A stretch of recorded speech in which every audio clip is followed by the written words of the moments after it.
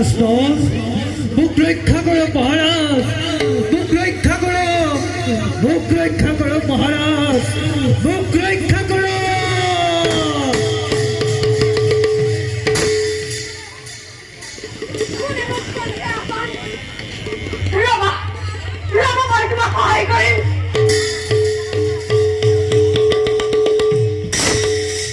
মহারাজ মোর নাম কর্কট, দেবর্ষি নারদর অভিশাপত বহু কাল ধৰি এনেদৰে পৰি আছো মই। আপুনি স্পৰ্শ কৰিলেই মই শাপমুক্ত হম আৰু বিনিময়ত মহাৰাজ মই আপোনাক উপকাৰ কৰিম।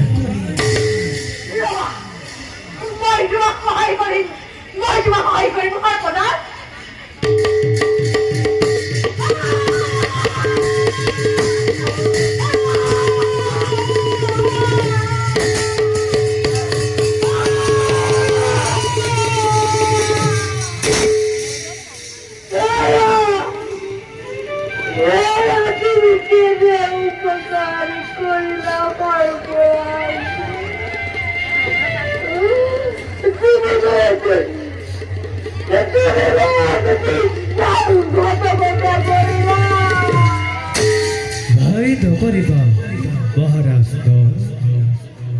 মোৰ দংশনৰ ফলত প্ৰধান উপকাৰটো হ'ল দুষ্ট কলিয়ে তোমাক আৰু যান্ত্ৰণা ভগাব নোৱাৰে। মোৰ বিষ তোমাৰ পৰিৱৰ্তে দুষ্ট কলিৰ দেহতে কৰিলে প্ৰৱেশ।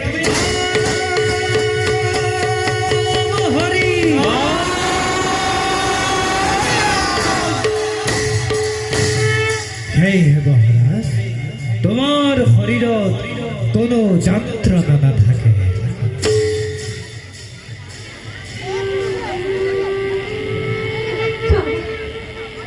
তুমি মোক বহুত উপকাৰ কৰিলা সৰ্বৰাজ, তুমি মোক দংশন কৰি মোক বহুত উপকাৰ সাধন কৰিলা। মহাৰাজ, এতিয়া তুমি অযোধ্যা নগৰত থকা ঋতুপৰ্ণৰ ৰাজসভালৈ যাত্ৰা কৰা। তুমি যদি ৰজাক অস্ত্ৰ চালনা বিদ্যা শিকোৱা, তেতিয়া ৰজা ঋতুপৰ্ণই তোমাক নিপুণভাৱে পাশা খেল শিকাব। সেই পাশা খেলে তোমাৰ হেৰুৱা ৰাজ্যধন পুনৰ ঘূৰাই দিব। হে ৰাজা, এই দুখনি বস্ত্ৰ লোৱা, লোৱা, লোৱা ৰাজা।